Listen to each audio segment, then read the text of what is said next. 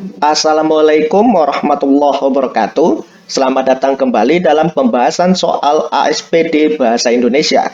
Pada video kali ini kita akan membahas soal pemantapan materi ASPD tahap kedua dari Kabupaten Sleman.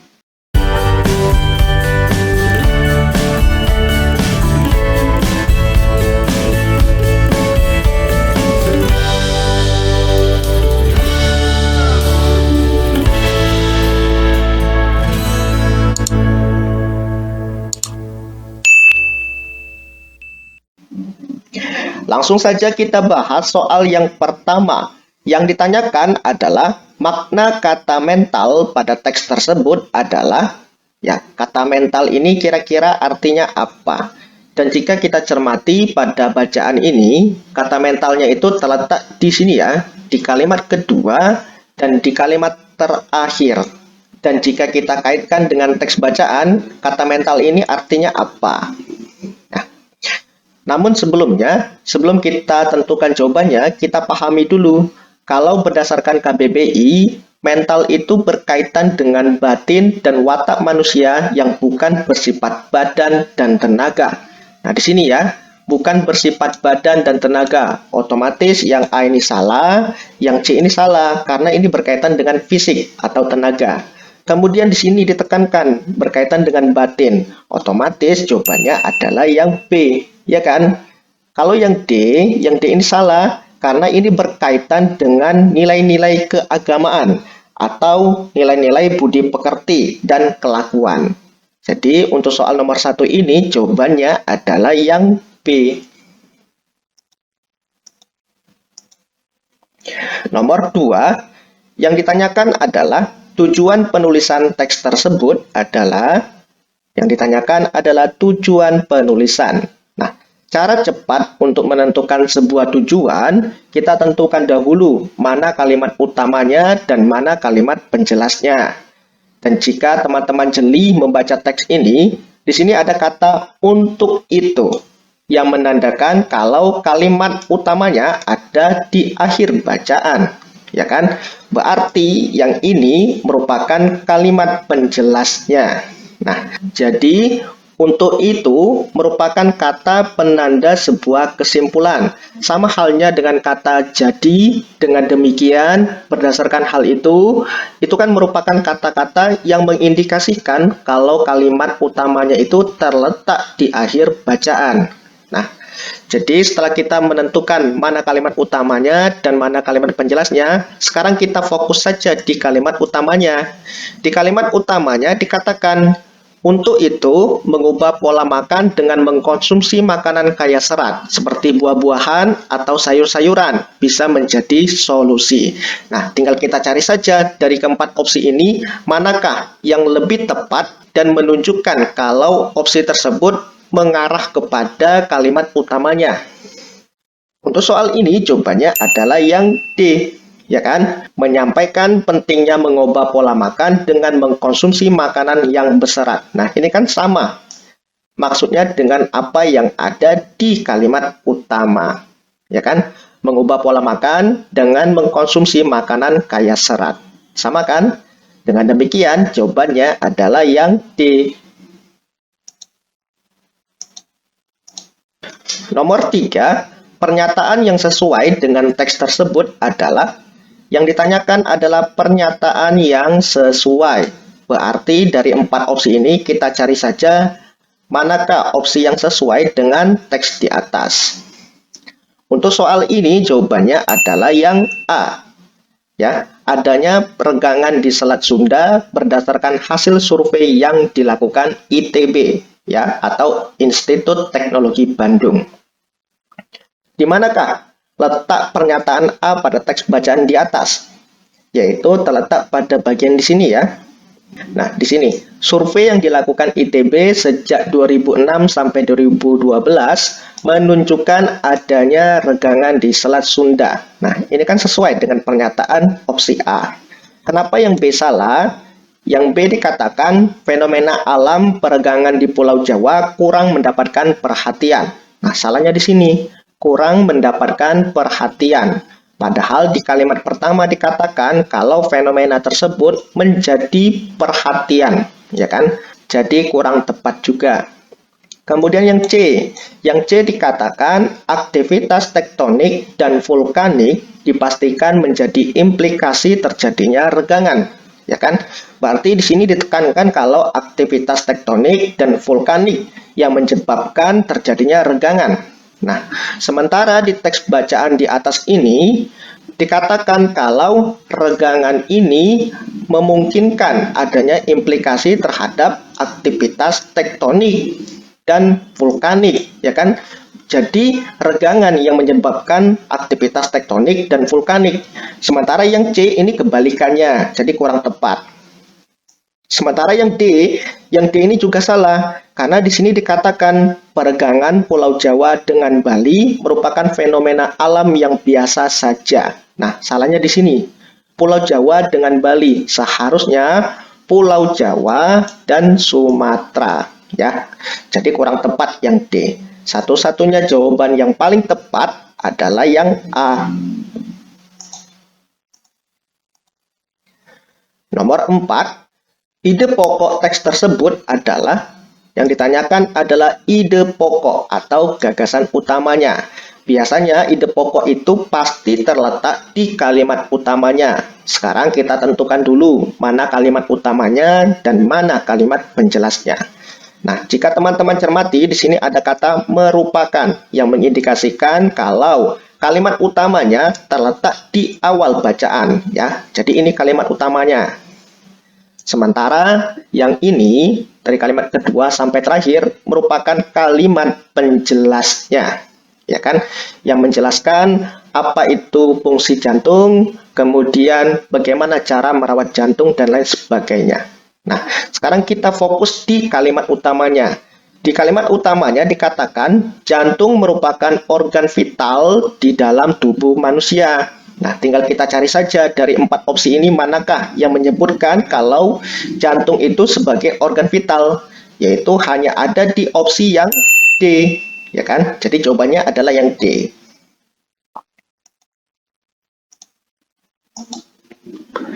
Berikutnya nomor 5, kalimat yang menyatakan hubungan sebab akibat ditandai kalimat nomor berapa? Ya, yang ditanyakan adalah hubungan sebab akibat. Untuk soal ini jawabannya adalah yang C, nomor 3 dan nomor 5. Mari kita fokus di kalimat nomor 3. Nomor 3 dikatakan asteroid 7482 diklasifikasikan sebagai asteroid yang berpotensi berbahaya sebab ukuran dan jarak terbang yang relatif dekat dengan bumi. Nah, di sini ada kata sebab yang mengindikasikan adanya hubungan sebab akibat, ya kan? Jadi, asteroid 7482 ini diklasifikasikan sebagai asteroid yang berpotensi berbahaya. Ini merupakan sebuah akibat, ya. Kemudian, ukuran dan jarak terbang yang relatif dekat dengan bumi. Ini merupakan sebabnya. Jadi nomor 3 ini ada hubungan akibat sebab. Kemudian nomor 5. Nomor 5 dikatakan asteroid yang akan melintas tidak akan membuat panik karena dipastikan oleh Badan Penerbangan dan Antariksa Amerika Serikat atau NASA meluncur dengan aman. Nah, di sini ada kata karena yang menunjukkan adanya hubungan sebab akibat juga, ya kan? Asteroid yang akan melintas tidak akan membuat panik, ya kan? Ini merupakan sebuah akibatnya. Dipastikan oleh Badan Penerbangan dan Antariksa Amerika Serikat atau NASA meluncur dengan aman. Ini merupakan sebuah sebabnya. Jadi nomor 5 ini ada hubungan akibat sebab juga, ya. Jadi tepat nih. Untuk nomor 5 jawabannya adalah yang C.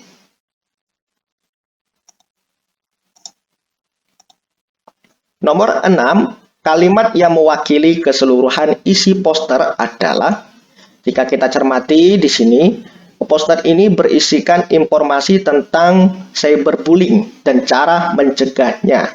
Jadi ada informasi apa itu cyberbullying, kemudian kenapa kita bisa kena cyberbullying, kemudian pada bagian di sini antisipasinya seperti apa, kemudian di sini cara mencegahnya seperti apa. Tinggal kita cari saja dari keempat opsi ini, manakah yang menyebutkan ataupun mewakili keseluruhan informasi pada poster di samping. Untuk soal ini, jawabannya adalah yang C. Kenapa yang A salah? Yang A dikatakan cyberbullying adalah bentuk perundungan secara verbal melalui media sosial. Nah, kalau yang A ini hanya mewakili informasi yang ada di sini ya. Nah, sementara yang di sini tidak ada, kemudian cara mencegahnya juga tidak ada, yang paling bawah juga tidak ada. Jadi hanya sebagian saja, otomatis kurang tepat. Kemudian yang B dikatakan cyberbullying dapat membuat korbannya menjadi gelisah, sedih, dan depresi. Nah, kalau yang B hanya mewakili pada bagian di sini saja, ya kan? Otomatis salah juga. Yang C, pencegahan cyberbullying dapat dilakukan dengan mengenali ciri-cirinya. Nah, di sini ya, ciri-cirinya. Kalau ciri-cirinya ini sifatnya umum, berarti bisa mewakili keseluruhan apa yang ada di poster ini. Bisa dari pengertiannya, cara mencegahnya, kemudian kenapa kita bisa kena cyberbullying, dan lain sebagainya. Jadi bisa mewakili. Kemudian yang D ini salah ya. Karena yang D ini dikatakan pencegahan cyberbullying wajib dilakukan bagi anak-anak sejak dini. Nah, kalau yang D ini hanya mewakili bagian di sini saja, ya kan? Otomatis kurang tepat juga. Dengan demikian, jawabannya adalah yang C.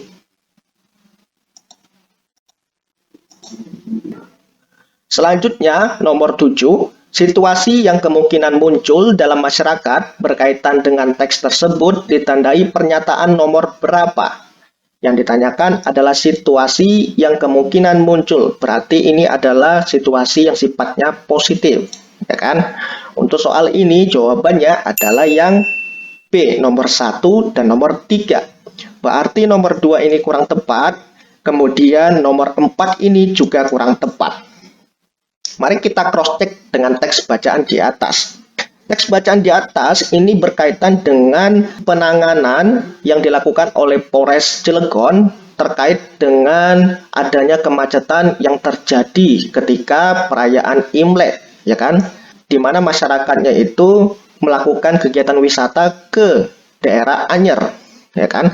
Karena terjadi kemacetan pada saat itu, maka Polres Cilegon melakukan sistem aturan ganjil genap, ya kan, dan pengalihan arus agar tidak terjadi lonjakan wisata, ya kan. Kemudian di teks ini juga dikatakan kalau perayaan Imlek tersebut juga masih dalam kondisi PPKM level 2, ya kan? Jadi informasinya seperti itu.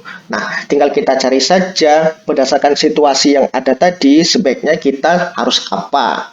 Nah, kalau nomor 1 dikatakan wisatawan atau pengunjung akan memilih berlibur di rumah atau ke tempat wisata lainnya. Nah, ini bisa diterima, ya kan? Karena adanya pengalian arus, kemudian mungkin saja di tempat tersebut akan terjadi kemacetan yang cukup panjang, maka wisatawan bisa melakukan alternatif lain, misalnya berlibur di rumah atau ke tempat wisata lain selain wisata Anyer tadi. Jadi bisa diterima. Kemudian yang 3, jalur yang digunakan sebagai pengalian arus akan mengalami peningkatan kepadatan lalu lintas. Ya, jelas ya kan? Adanya pengalihan arus pasti akan menyebabkan terjadinya peningkatan kepadatan lalu lintas di daerah tersebut. Jadi yang nomor 3 juga diterima. Dengan demikian tepat nih, jawabannya adalah yang B. Nomor 8, ringkasan teks tersebut adalah, yang ditanyakan adalah ringkasan, ya. Untuk menentukan ringkasan, otomatis kita harus menggabungkan dua informasi yang ada dari teks bacaan di atas. Karena di sini ada paragraf 1 dan ada paragraf 2, ya kan? Dengan demikian kita harus menggabungkan informasi penting dari kedua paragraf ini. Nah, sekarang kita fokus dulu nih di paragraf pertama. Jadi paragraf pertama ini membicarakan tentang apa? Kalau paragraf pertama ini poin pentingnya yang di sini ya. Dia membicarakan tentang pemanfaatan energi nuklir yang tidak bijak. Ini poin yang pertama. Kemudian di paragraf pertama ini juga dikatakan adanya perubahan iklim dunia yang terjadi saat ini sudah sangat ekstrim, ya kan? Ini poin penting yang kedua. Kemudian di sini juga dikatakan kalau pembakaran bahan bakar fosil dan penebangan hutan menimbulkan efek gas rumah kaca. Nah, jadi ada 3 informasi penting di paragraf pertama. Kemudian kita ke paragraf kedua. Paragraf kedua ini menjelaskan tentang apa itu nuklir, ya kan? Kemudian dikatakan juga kalau nuklir itu merupakan sumber energi yang emisi dan tingkat resikonya paling rendah. Nah, ini juga informasi. Nah, sekarang kita cari saja dari keempat opsi jawaban ini, manakah yang menyebutkan kedua informasi dari 2 paragraf di atas, yaitu hanya ada di opsi yang B, ya kan? Jadi di opsi B ini dikatakan pemanfaatan energi nuklir yang tidak bijak menyebabkan pemanasan global yang berdampak terjadinya perubahan iklim, dan nuklir adalah energi yang memiliki density tertinggi di antara sumber energi lainnya. Nah, jadi pada bagian di sini sampai dengan di sini ini merupakan informasi di paragraf pertama. Kemudian nuklir adalah energi yang memiliki density tertinggi. Ini adalah informasi di paragraf kedua. Ya, jadi ada semua di sini. Otomatis yang A ini salah karena dia hanya menyebutkan informasi di paragraf pertama saja, ya kan? Yang C ini juga salah karena dia juga menyebutkan informasi yang hanya di paragraf kedua. Kemudian yang D juga salah karena dia juga menyebutkan informasi yang hanya ada di paragraf kedua. Otomatis jawaban untuk soal nomor 8 adalah yang B. Nomor 9, simpulan teks tersebut adalah, yang ditanyakan adalah simpulan atau konklusi dari bacaan ini apa. Nah, jika kita cermati dengan baik, teks ini membicarakan tentang perayaan Tahun Baru Imlek yang terjadi di tengah pandemi COVID-19, ya kan? Kemudian di dalam perayaan Imlek itu biasanya masyarakat Tionghoa itu melakukannya dengan pertunjukan barongsai, ya kan? Tetapi karena masa pandemi mereka tidak bisa melaksanakannya. Namun kali ini mereka melakukannya dengan cara sederhana saja. Perayaan sederhana itu dilakukan dengan cara seperti apa? Nah, dilakukan dengan cara mengunjungi keluarga satu persatu. Meski demikian, tidak menghilangkan sisi kemanfaatan dan esensi dari perayaan tersebut, ya kan? Nah, contohnya adalah pembagian angpau. Dari informasi ini kita dapat menarik sebuah kesimpulan. Kesimpulannya seperti apa? Simpulannya adalah yang A, ya kan? Dari perayaan Tahun Baru Imlek yang dilakukan secara sederhana itu, maka kita menganggap bahwa pelaksanaan itu merupakan suatu keputusan yang bijak yang diambil oleh masyarakat Tionghoa, ya kan? Ini merupakan kesimpulannya. Kenapa yang B salah? Yang C salah dan D ini salah karena ketiga opsi ini merupakan pernyataan yang sesuai dengan apa teks di atas, bukan merupakan sebuah kesimpulan. Dengan demikian, nomor 9 ini jawabannya adalah yang A.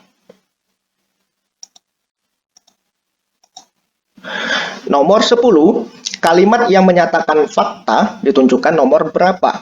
Yang ditanyakan adalah fakta. Untuk soal ini jawabannya adalah yang B, nomor 2 dan nomor 3. Mari kita fokus di nomor 2. Nomor 2 dikatakan gerakan ini merupakan inisiatif dari Kementerian BUMN melalui Bank Rakyat Indonesia, Telkom Indonesia, Bank Mandiri bersama Kemendikbudristek dan Narasi. Nah, ini merupakan sebuah fakta kalau gerakan yang dilakukan, yaitu gerakan akselerasi digital itu, merupakan suatu inisiatif dari Kementerian BUMN. Jadi pelaksananya adalah Kementerian BUMN, ya kan? Ini merupakan fakta. Kemudian nomor 3, hingga hari terakhir registrasi pada tanggal 19 Januari 2022, IDT telah berhasil menarik lebih dari 18.934 orang dan 1.463 ide inovatif. Ini merupakan fakta juga. Jadi tepat nomor 10 jawabannya adalah yang B. Nomor 11. Perbedaan penggunaan bahasa kedua teks tersebut adalah menggunakan. Untuk soal ini jawabannya adalah yang D. Teks pertama dia menggunakan kata-kata baku dan teks kedua dia menggunakan kata-kata tidak baku. Nah, jika kita cermati teks satu ini dia menggunakan kata yang sifatnya baku, ya kan? Sementara teks kedua dia tidak menggunakan kata baku. Contohnya di sini ada kata non-medik yang secara penulisan ini salah, seharusnya digabung. Kemudian poliklinik, ini juga seharusnya digabung. Kemudian radiologi, nah ini penulisannya juga salah. Kemudian di sini ada ambulan, yang secara penulisan juga kurang tepat. Nah, kenapa yang A salah? Karena yang A ini dikatakan kalau teks satu ini menggunakan kalimat majemuk dan teks kedua menggunakan kalimat tunggal. Jika kita perhatikan teks satu, hampir semuanya ini merupakan kalimat tunggal, ya kan? Jadi kurang tepat nih yang A. Kemudian yang B. Yang B ini dikatakan teks 1 menggunakan kata kajian, teks kedua menggunakan kata populer. Nah, apakah di teks 1 menggunakan kata kajian? Tidak kan? Tidak ada ya di sini. Kemudian teks kedua apakah menggunakan kata populer? Iya, ada sebagian kata-kata yang sifatnya populer. Nah, jadi karena ini salah, yang ini ada, otomatis yang B kurang tepat. Kemudian yang C, teks 1 menggunakan istilah teknologi dan teks kedua menggunakan istilah pendidikan. Apakah teks 1 menggunakan istilah teknologi? Tidak kan? Kalau istilah teknologi itu adalah kata-kata yang sifatnya itu berkaitan dengan bidang teknologi. Misalnya kata coding, kemudian kata hosting, access point, web, dan lain sebagainya. Di sini nggak ada kan di teks 1, jadi kurang tepat. Kalau istilah pendidikan berarti kata-kata yang berkaitan dengan pendidikan. Misalkan penggunaan dana BOS, ujian tengah semester, kurikulum, dan lain sebagainya. Nah, sementara di sini tidak ada. Dengan demikian, jawaban yang paling tepat adalah yang D. Nomor 12, perbedaan pola penyajian kedua teks tersebut adalah. Untuk soal ini jawabannya adalah yang A, menggunakan kausalitas dan menggunakan kronologis. Jadi kausalitas itu merupakan hubungan sebab akibat, sama ya seperti yang B. Nah, mari kita cek di teks pertamanya, apakah menjelaskan hubungan sebab akibat atau tidak. Nah, jadi di teks ini jelas menunjukkan adanya hubungan sebab akibat. Ya, di manakah penandanya? Dan jika teman-teman cermat, di sini dikatakan bencana alam terjadi karena, ya di sini ada kata karena faktor hidrometeorologi seperti banjir, tanah longsor, cuaca ekstrim, kebakaran hutan dan lahan, serta gelombang pasang. Nah, jadi ini ada hubungan sebab akibat yang dihubungkan dengan konjungsi karena, ya kan? Jadi bencana alam ini merupakan akibatnya, faktornya ini merupakan penyebabnya, ya. Banjir ini dan lain sebagainya ini adalah penyebabnya. Jadi ada hubungan kausalitas. Kemudian di sini ada juga kata mengakibatkan, ya. Jadi seluruh bencana alam itu mengakibatkan 7 orang meninggal dunia dan lain sebagainya. Jadi bencana alam ini merupakan sebabnya. Kemudian 7 orang meninggal ini, 15 luka-luka dan lain sebagainya ini adalah akibatnya. Jadi ada hubungan sebab akibat juga. Jadi tepat nih teks pertama adalah kausalitas. Kemudian teks kedua. Teks kedua itu berkaitan dengan kronologis. Biasanya kronologis itu ditandai dengan kata-kata yang sifatnya kronologis. Contohnya di sini ada kata dimulai, ya kan? Kemudian ada kata kemudian, selanjutnya, seterusnya, dan lain sebagainya. Itu kata-kata yang sifatnya menunjukkan hubungan kronologis dan biasanya juga diikuti dengan penanda waktunya, ya kan? Misalkan di sini dimulai pukul 17. Ya kan? Kemudian pukul 18. Nah, ini merupakan kata-kata yang sifatnya kronologis. Jadi tepat untuk nomor 12 jawabannya adalah yang A. Nomor 13. Bukti watak tokoh Bibi yang pengertian ditunjukkan kalimat nomor berapa? Untuk soal ini jawabannya adalah yang D, nomor 4 dan nomor 6. Mari kita cross-check di kalimat nomor 4. Nomor 4 dikatakan, ceritakan kepada Bibi apa yang sedang menjadi masalahmu. Sapa Bibi dengan lembut kepada Hasnah. Berarti kan nomor 4 ini menunjukkan kalau sebenarnya Bibi itu mau mendengarkan keluh kesah dari si Hasnah. Ya kan, mau jadi teman curhatnya si Hasnah. Ini kan menunjukkan kalau tokoh Bibi ini pengertian. Kemudian nomor 6, ceritakan kepada Bibi apa yang sedang mengganjal di hatimu. Pinta Bibi sambil mengelus rambut Hasnah. Ini juga menunjukkan kalau si tokoh Bibi ini merupakan orang yang pengertian karena mau menjadi tempat curhat dari tokoh Hasnah. Ya kan? Jadi tepat nih, nomor 13 jawabannya adalah yang D. Nomor 14, peristiwa yang terdapat pada kutipan cerpen tersebut adalah, ya, untuk soal ini jawabannya adalah yang C, ya. Kenapa yang A ini kurang tepat? Yang A dikatakan, tokoh aku menemukan dompet berisi barang berharga dan sempat berpikiran ingin menggunakannya. Setelah bertemu dengan temannya, akhirnya tidak dikembalikan kepada pemiliknya. Nah, salahnya di sini. Akhirnya tidak dikembalikan kepada pemiliknya. Padahal di bacaan ini dikatakan kalau dompetnya itu akan ku kembalikan kepada pemiliknya berdasarkan alamat yang ada di KTP. Jadi kan tidak sesuai. Kemudian yang B, tokoh aku yang kebingungan karena tidak punya motor, menemukan dompet berisi barang berharga dan sempat berpikiran ingin menggunakannya, tetapi akhirnya dikembalikan pada pemiliknya. Nah, salahnya di sini ya. Tokoh aku yang kebingungan karena tidak punya motor. Nah, jadi kurang tepatnya di situ. Kemudian yang D dikatakan, tokoh aku yang kebingungan karena menemukan KTP, SIM A, dan lain seterusnya ini. Nah, salahnya di sini. Jadi tokoh aku ini kebingungan karena menemukan KTP dan SIM A. Padahal di teks bacaan ini dia itu kebingungan karena tidak memiliki pekerjaan. Ya kan, jadi hidupnya itu luntang-lantung ini di rumah. Nah, jadi dia bingung pada saat itu. Jadi yang D ini kurang tepat juga. Satu-satunya jawaban yang tepat sesuai dengan teks bacaan di atas adalah yang C. Nomor 15. Alasan Andi menjadi jujur tidak mau menerima suap adalah, untuk soal ini jawabannya adalah yang A, merupakan bentuk pertaubatan atas kesalahan di masa muda. Nah, di manakah letak bukti kalau A ini merupakan jawabannya? Yaitu di sini ya. Ketika dunia tahu akan pertobatan Andi dan Herman atas kesalahan mereka di masa muda. Jadi sesuaikan dengan apa yang ada di opsi yang A.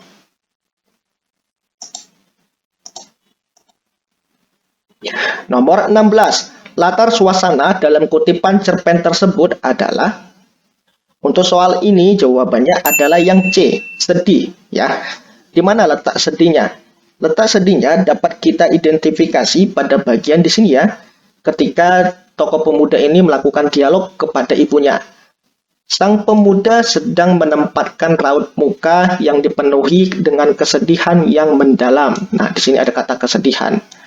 Ibu, aku memaafkanmu walaupun aku pernah kau pukul ataupun kau marahi. Tidak apa-apa bila kau tidak pernah memujiku. Kalimat si pemuda terputus demi berusaha menahan air matanya untuk tumpah. Nah, di sini juga ada kata menahan air mata, ya kan, agar tidak tumpah. Berarti kan dia sedang menangis pada saat itu. Kemudian di sini juga dikatakan angin deras membawa teman berupa awan gelap dan hujan deras yang menutupi suara tangisan. Berarti kan dia sedang menangis pada saat itu. Namun suara tangisannya itu tidak terdengar karena tertutupi oleh suara hujan yang sangat deras. Otomatis teks ini membicarakan tentang suasana kesedihan. Jadi tepat jawabannya adalah yang C. Nomor 17. Cara pengarang menggambarkan watak tokoh ibu yaitu melalui, untuk soal ini jawabannya adalah yang D, melalui pikiran tokoh. Nah, mari kita cermati dulu teks bacaan di atas. Jadi teks bacaan ini dilakukan dengan cara narasi ya. Dimulai dengan pernyataan, setelah kejadian itu saya tidak pernah lagi melakukan kesalahan yang sama. Nah, di sini berarti tokohnya itu adalah saya menggunakan sudut pandang orang pertama, ya kan? Setelah kejadian itu, saya tidak pernah lagi melakukan kesalahan yang sama. Alhamdulillah. Sekarang semua kebutuhan ibu selalu saya cukupi, ya kan? Saya meminta ibu agar berhenti bekerja. Nah, di sini ada saya lagi. Ibu tidak boleh capek lagi, biar saya yang mengurus semuanya. Nah, kusadari bahwa tidak ada kasih sayang yang bisa melebihi kasih sayang ibu kepada anaknya. Nah, di sini berubah ya, dari tokoh saya menjadi kusadari, yang mengindikasikan adanya pola pikir ataupun asumsi ataupun adanya indikasi dari tokoh saya tadi yang menyadari bahwa dalam pikirannya itu ada pernyataan bahwa di dunia ini itu tidak ada kasih sayang yang bisa mengalahkan kasih sayang seorang ibu. Nah, itu kan melalui pola pikir atau pikiran si tokoh saya tadi, ya kan? Jadi tepat nih. Nomor 17 jawabannya adalah yang D. Nomor 18. Kutipan cerpen tersebut merupakan tahapan alur. Untuk soal ini jawabannya adalah yang B, pengenalan. Ya, jadi pengenalan ini berkaitan dengan pengenalan tokoh, pengenalan awal cerita, pengenalan latar dan lain sebagainya. Nah, kita cross check di teks bacaan di atas. Teks ini mengatakan kalau sang surya perlahan menampakkan diri keluar dari tempat persembunyian di balik putihnya awan. Sinarnya masih malu untuk ditunjukkan. Nah, ini kan berarti menjelaskan tentang pengenalan tokoh cerita, yaitu sang surya atau matahari yang mulai menampakkan diri, ya kan, mulai terbit nih, keluar dari tempat persembunyiannya. Berarti dia mulai keluar dari ufuk timur, ya kan? Jadi mulai terbit dari arah timur. Itu kan menunjukkan latar tempat juga. Nah, berarti ini menjelaskan tentang pengenalan awal sebuah cerita, ya kan? Bukan penyelesaian, bukan pelaraian, ataupun klimaks cerita. Jadi kurang tepat. Dengan demikian jawabannya adalah yang B. Nomor 19. Makna amplop pada kutipan cerita tersebut adalah, kita cermati dulu teks ceritanya. Akhirnya hari yang ditunggu Bejo datang. Hari Sabtu sore adalah hari yang ditunggu Bejo dan teman-temannya setelah seminggu bekerja membanting tulang. Berarti seminggu itu mereka bekerja, ya kan? Membanting tulang berarti bekerja keras, maksudnya seperti itu. Demi keluarga mereka. Selepas asar, sang bos yang ditunggu-tunggu datang membagikan amplop, ya kan? Amplop. Senyum lebar penuh kegembiraan terlukis di raut wajah mereka. Nah, berarti setelah mereka bekerja, mereka mendapatkan amplop. Berarti kan amplop ini mengindikasikan uang gajian, ya kan? Atau upah, atau bayaran yang mereka lakukan selama 1 minggu kemarin, ya kan? Jadi tepat jawabannya adalah yang D. Nomor 20. Amanat yang sesuai kutipan cerita tersebut terdapat pada kalimat nomor berapa? Untuk soal ini jawabannya adalah yang C, nomor 2 dan nomor 3. Berarti nomor 1 ini kurang tepat, nomor 4 ini juga kurang tepat. Jadi teks ini berbicara tentang seorang pemuda miskin, ya, seorang pemuda miskin yang pada saat itu melihat tokoh lain, yaitu pria tua yang sedang menahan laparnya, ya kan? Karena melihat pria tua tadi kelaparan, maka dia berkeinginan untuk membelikannya sebuah makanan, ya kan? Jadi ceritanya seperti itu. Tetapi ketika dia membeli makanan itu dan ingin membayarnya, ternyata makanan yang akan ia bayar itu seharga dengan apa yang akan ia keluarkan selama 1 minggu, ya kan? Akan tetapi pemuda itu tetap membayarnya dan memberikan makanan itu kepada si pengemis tadi. Dan ternyata pengemis tua itu merupakan seorang yang buta, ya kan? Kemudian dikatakan lagi kalau ketika pemuda itu mengetahui si pengemisnya tadi buta, maka ia pun berkeinginan untuk membantu pengemis tadi untuk makan dengan cara menyuapi pengemis tadi secara perlahan dengan tangannya, ya kan? Nah, dari cerita ini kita dapat menarik kesimpulan amanat yang tepat itu yang mana?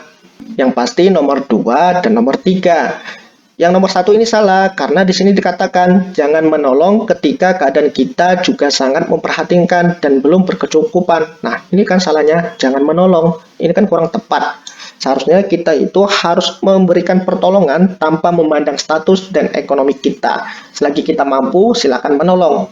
Seperti itu. Kemudian nomor 4, berjuanglah sendiri-sendiri ketika keadaan memang memaksa kita untuk berjuang hidup. Nah, ini juga kurang tepat ya. Berjuanglah sendiri-sendiri. Ini hampir sama dengan makna di nomor 1. Dengan demikian, tepat jawabannya adalah nomor 2 dan nomor 3.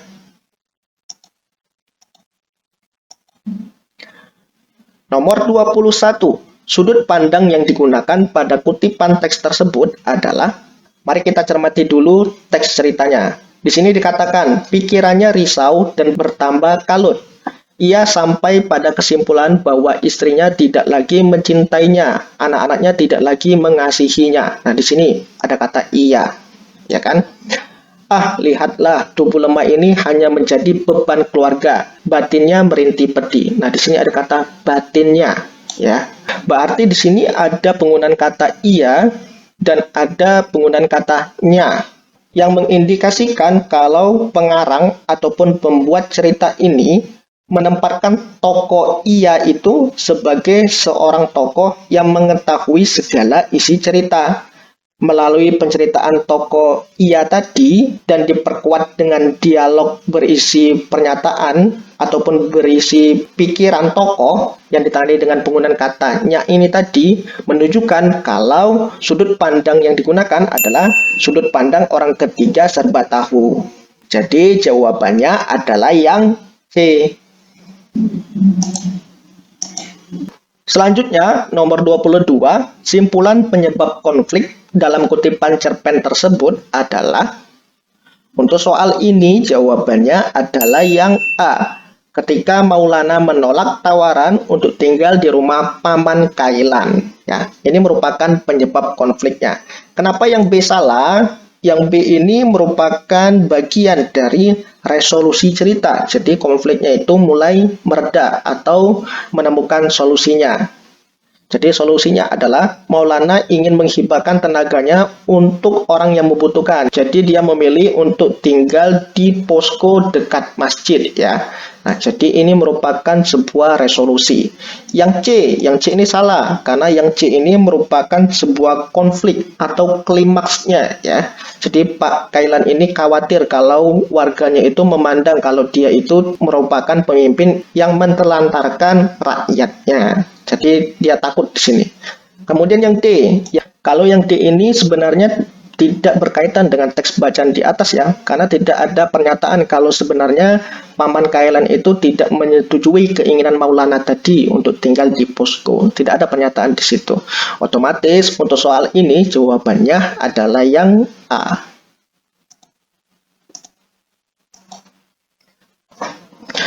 Nomor 23. Perbedaan pola penyajian kedua teks tersebut adalah, untuk soal ini jawabannya adalah yang B.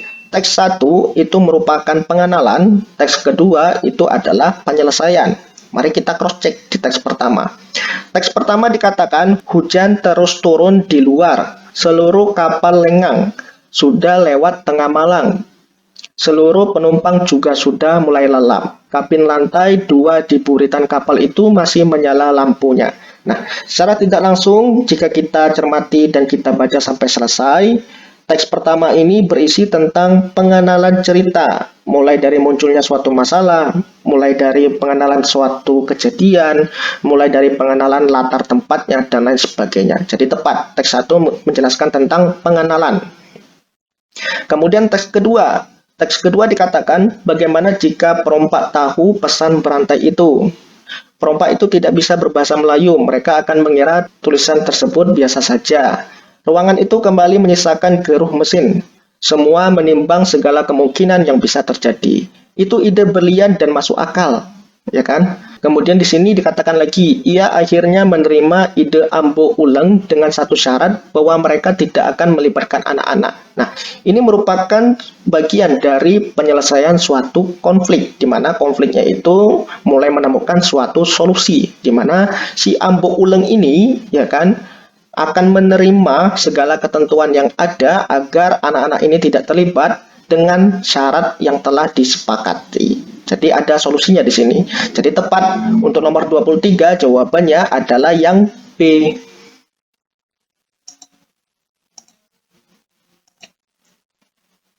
Nomor 24. Perbedaan penggunaan bahasa kedua teks tersebut adalah, untuk soal ini jawabannya adalah yang D. Jadi teks pertama ini menggunakan kalimat langsung yang ditandai dengan penggunaan dialog dan tanda petik 2 ini, ya kan? Kemudian teks kedua dia menggunakan kalimat tidak langsung, di mana ceritanya ini disampaikan dengan cara narasi, ya. Jadi tepat nomor 24 jawabannya adalah yang D.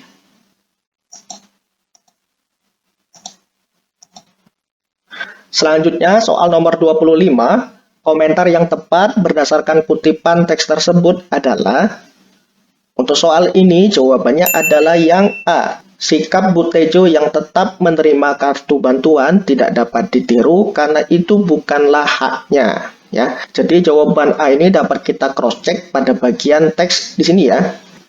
Nah, akhirnya juru antar kembali ke rumah megah itu dan seperti dugaannya pemilik rumah menerima kartu tersebut tanpa beban. Nah, di sini. Jadi Bu Tejo itu tetap menerima bantuan tanpa beban, ya, padahal bantuan itu bukanlah merupakan haknya. Jadi bantuan itu kan sebenarnya diperuntukkan bagi orang yang kurang mampu.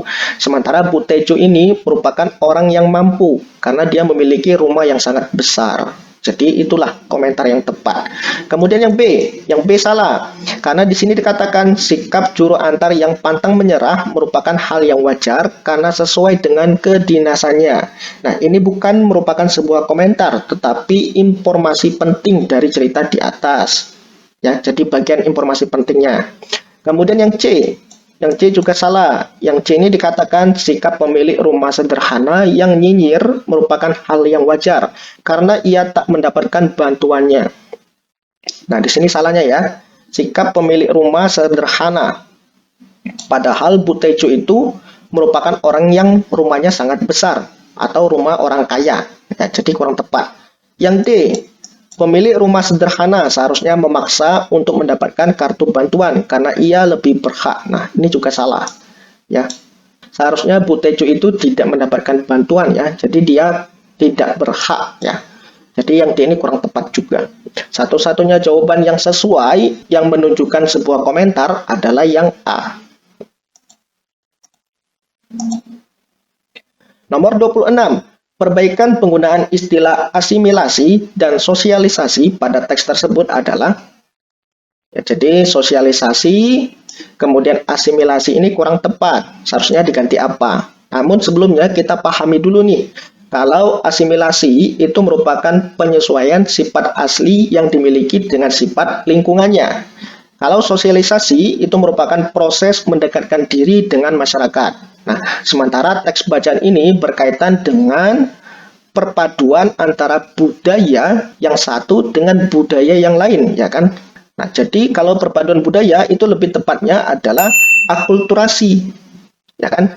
Jadi asimilasi ini diganti akulturasi. Kemudian sosialisasi ini kita gantikan dengan interaksi. Karena di sini dikatakan budaya asing paling menonjol dalam mempengaruhi bentuk pola hias batik pagi sore Pekalongan.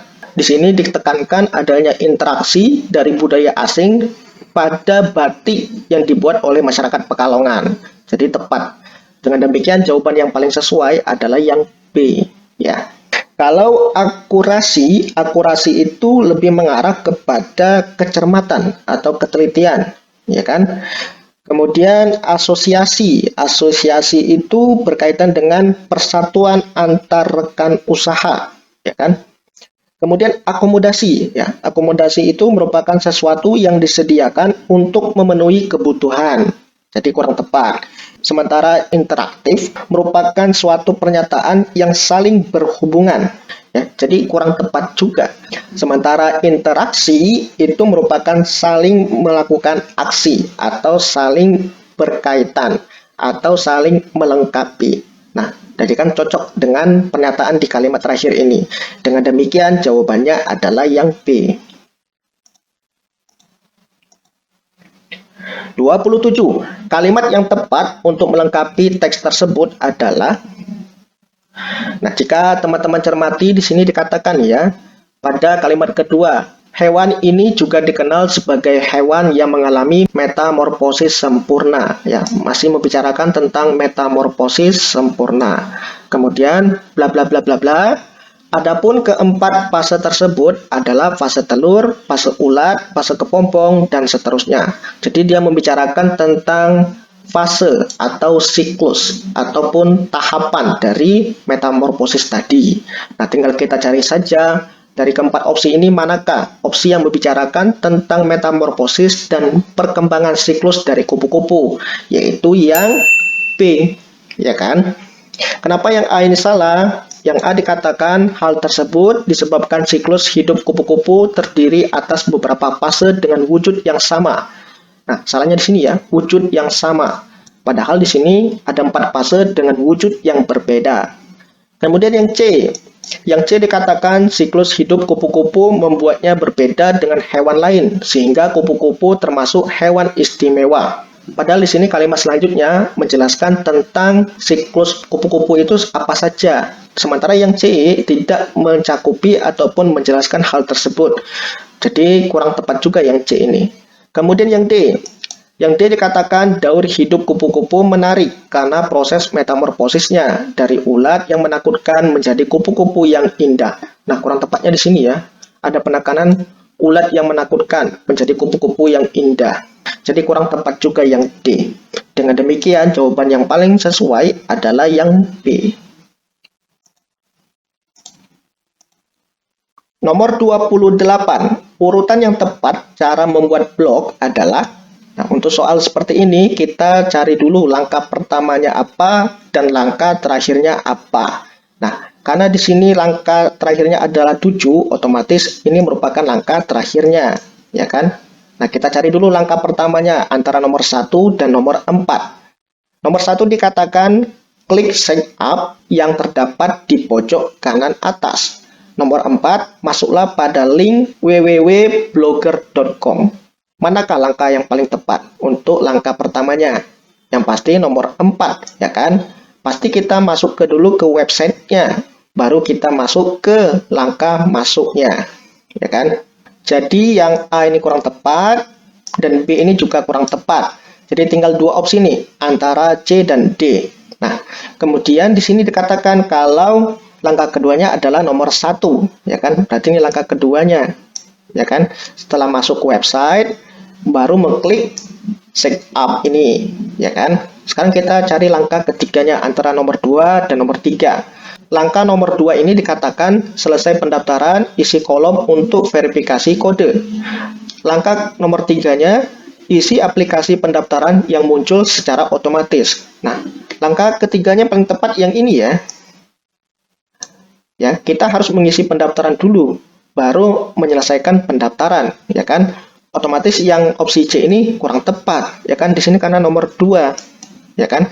Dengan demikian jawabannya adalah yang D, ya kan? Berarti langkah keempatnya di nomor 2, kemudian langkah kelimanya di nomor 6, dan langkah keenamnya ada di nomor 5, dan terakhir adalah di nomor 7. Nomor 29, variasi kata rehabilitasi pada kalimat tersebut adalah, nah, jadi kata rehabilitasi ini dapat kita artikan apa, atau variasi katanya kita gantikan dengan kata apa. Namun sebelum itu kita pahami dulu kalau rehabilitasi itu adalah pemulihan kepada kedudukan yang dahulu. Nah, jadi jawabannya adalah yang A, ya kan? Jadi rehabilitasi itu adalah proses pemulihan. Misalkan contohnya seperti ini, teman-teman pernah mendengar istilah rehabilitasi pada pecandu narkoba. Ya kan? Artinya ada proses pemulihan kondisi pecandu narkoba dari orang yang pecandu narkoba menjadi orang yang tidak candu lagi pada narkoba. Ada proses pemulihan di situ. Nah, itu maksud rehabilitasi. Ya, kalau yang peningkatan ini lebih mengarah kepada eskalasi. Ya, kalau pemanfaatan itu lebih tepatnya eksploitasi. Kalau yang D ini pembangunan itu lebih tepatnya pada ekspansi. Jadi kurang tepat ketiga opsi ini. Dengan demikian jawabannya adalah yang A. Nomor 30. Kalimat yang tidak sesuai dengan kaidah ditunjukkan nomor berapa?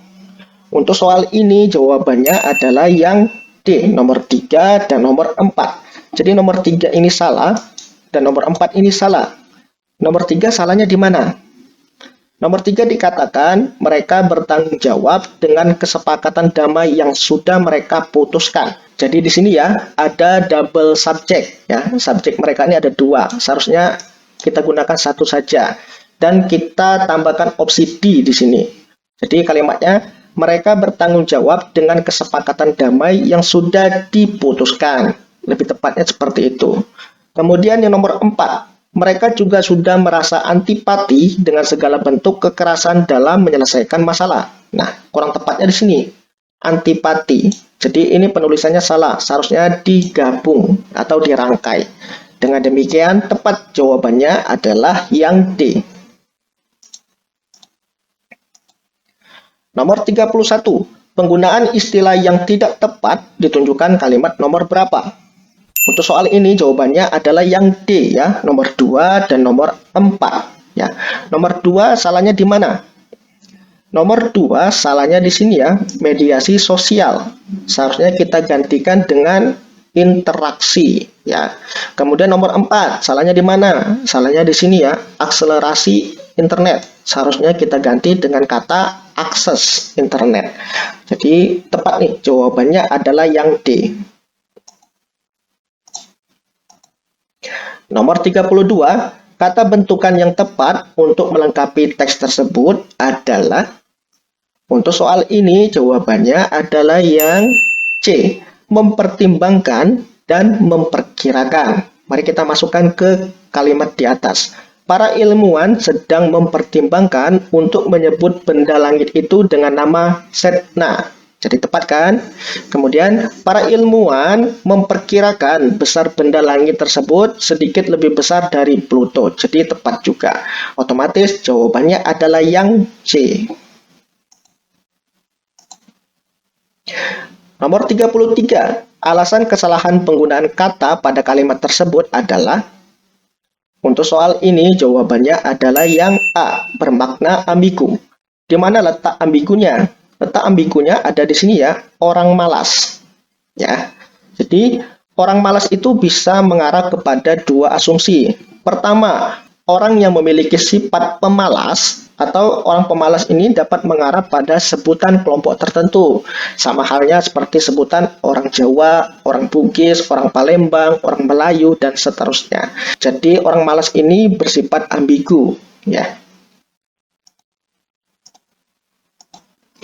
Nomor 34. Perbaikan kalimat nomor 4 agar paragraf menjadi padu adalah, nah jika kita cermati dengan baik, di kalimat nomor 5 ini, nomor 5 ini dikatakan biawak besar ini kini dilindungi di bawah peraturan pemerintah Indonesia dengan mendirikan sebuah taman nasional. Ya, ada perlindungan di sini yang menunjukkan kalau sebenarnya hewan bernama komodo itu merupakan hewan yang sudah langka atau sudah masuk ke kategori akan punah, ya kan? Jadi kalimat nomor 4 ini kurang tepat karena tidak sinkron dengan kalimat nomor 5, ya kan? Otomatis kita cari perbaikannya. Perbaikan yang paling tepat adalah di opsi yang C, ya kan? Kenapa yang A ini salah? Yang A dikatakan habitat komodo di alam bebas dapat berkembang pesat karena didukung oleh program pemerintah yang baik. Yang A ini salahnya di mana? Salahnya di sini ya. Habitat komodo di alam bebas dapat berkembang pesat. Nah, ini masih merupakan asumsi ya. Jadi belum bisa dapat dikaitkan dengan kalimat nomor 5. Kemudian yang B dikatakan habitat komodo semakin jarang ditemukan karena pemerintah kurang peduli dengan keberadaan hewan purba itu. Ya kan? Salahnya di sini ya. Pemerintah kurang peduli, padahal di kalimat nomor 5, pemerintah itu telah menyiapkan satu kawasan yang dapat dijadikan sebagai taman nasional untuk melindungi komodo tadi. Jadi kurang tepat. Yang D, Yang D dikatakan habitat komodo semakin jarang ditemukan karena belum ada cara untuk membantu perkembangbiakan hewan purba ini. Nah, padahal di sini sudah ada taman nasional, ya kan? Jadi kurang tepat juga. Satu-satunya jawaban yang sesuai adalah yang C. Nomor 35, alasan ketidakefektifan kalimat nomor 2 tersebut adalah, mari kita lihat di nomor 2. Hal ini terjadi disebabkan karena manusia mempunyai kemampuan untuk belajar dan beradaptasi dengan hal yang sudah dipelajarinya. Nah, di sini ada penggunaan kata-kata yang berlebihan ya, di sini ya, disebabkan karena ya. Karena ada penggunaan kata-kata yang berlebihan, otomatis jawabannya adalah yang B, terdapat kemubaziran kata. 36. Kalimat dengan tanda baca yang tepat terdapat pada nomor berapa? Untuk soal ini jawabannya adalah yang B, nomor 1 dan nomor 3. Otomatis nomor 2 salah, kemudian nomor 4 juga salah. Di mana letak salah nomor 2? Letak salahnya adalah di sini ya. Ada tanda koma, kemudian ada kata dan. Karena di sini ada kata pemain dan ada kata pelatih, ada dua kata yang dihubungkan dengan kata dan, otomatis tanda koma ini tidak diperlukan, ya kan? Dengan demikian penggunaan tanda koma ini kurang tepat. Kemudian nomor 4, salahnya di mana? Nomor 4 salahnya di sini ya. Nah, karena di nomor 4 ini kalimatnya belum selesai, maka tanda titik ini kita ganti dengan koma. Kemudian di sini kita kasih tanda titik, ya kan, di sini. Nah, jadi nomor 4 ini salah. Otomatis tepat jawabannya adalah yang B. 37. Perbaikan penggunaan tanda baca pada kalimat tersebut adalah, ya, jadi tanda bacanya itu salahnya di mana? Salahnya di sini ya. Pada kata amboy, kemudian ada tanda baca seru. Nah, jadi kata amboy itu kita pahami dulu artinya apa. Jadi amboy itu merupakan kata ungkapan untuk menyatakan rasa heran atau kagum, ya kan? Karena di sini merupakan kata ungkapan, bukan kata perintah, otomatis tanda baca ini, tanda baca seru ini harus kita ganti dengan tanda baca yang lebih tepat, yaitu tanda baca koma, ya kan? Jadi jawabannya adalah yang D. Selanjutnya nomor 38, perbaikan ejaan yang benar terdapat pada kalimat nomor berapa? Ya, untuk soal ini mari kita analisis dulu kalimat pada kotak yang paling atas. Coba teman-teman perhatikan pada kalimat nomor 1. Apakah di nomor 1 ini ada penulisan yang salah?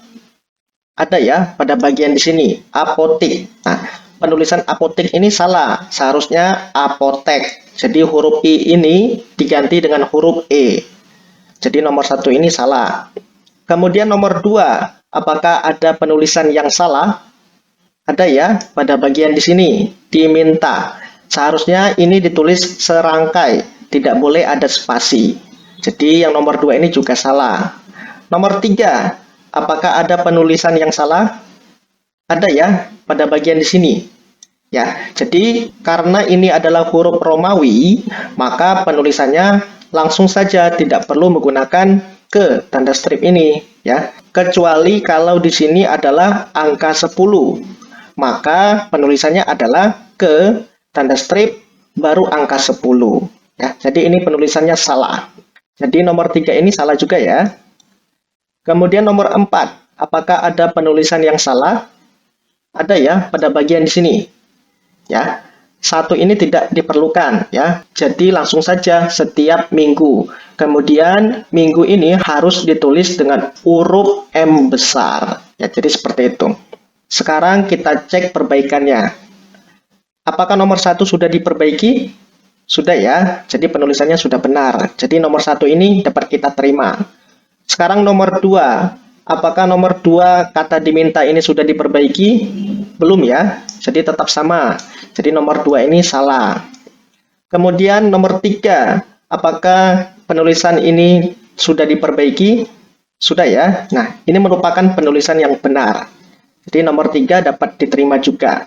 Kemudian nomor 4. Apakah nomor 4 ini sudah diperbaiki? Sudah ya, tapi perbaikannya tidak sempurna. Jadi masih menggunakan kata satu ya. Jadi seharusnya kata satu ini dihilangkan saja. Nah, jadi nomor 4 ini juga salah ya. Jadi satu-satunya jawaban yang menunjukkan kalau nomor 1 dan nomor 3 ini benar adalah yang B. Nomor 39. Alasan kesalahan ejaan pada kalimat tersebut adalah, untuk soal ini jawabannya adalah yang D ya. Jadi penulisan ini, pisang Ambon ini salah penulisannya. Karena pisang Ambon ini merupakan nama jenis. Jadi huruf A besar ini kita gantikan dengan huruf kecil ya.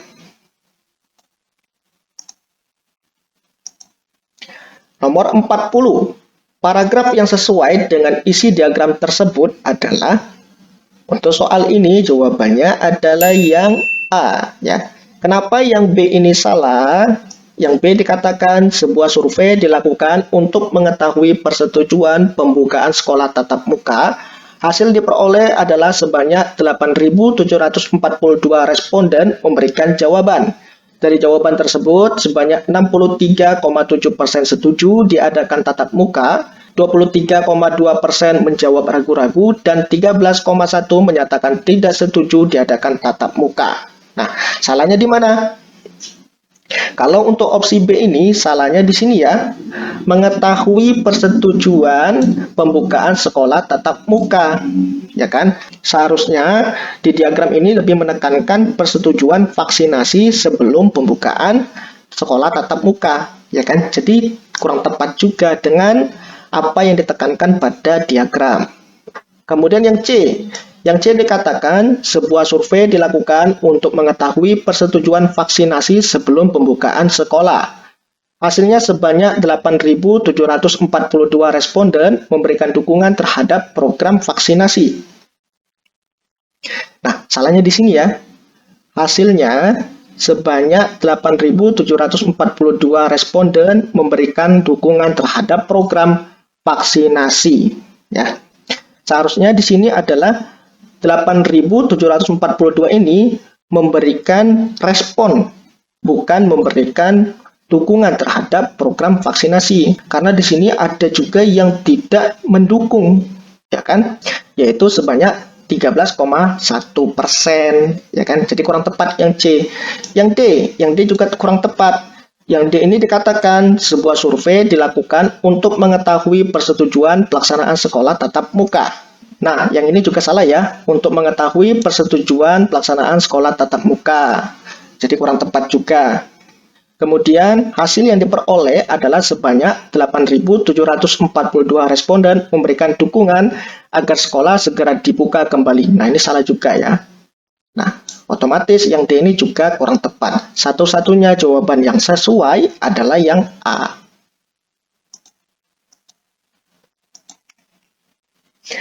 Ya, jadi itulah pembahasan soal TPM kedua dari Kabupaten Sleman. Semoga pembahasan ini bermanfaat dan teman-teman semakin siap dalam menghadapi tes TPM yang akan datang ataupun tes ASPD yang akan teman-teman ikuti.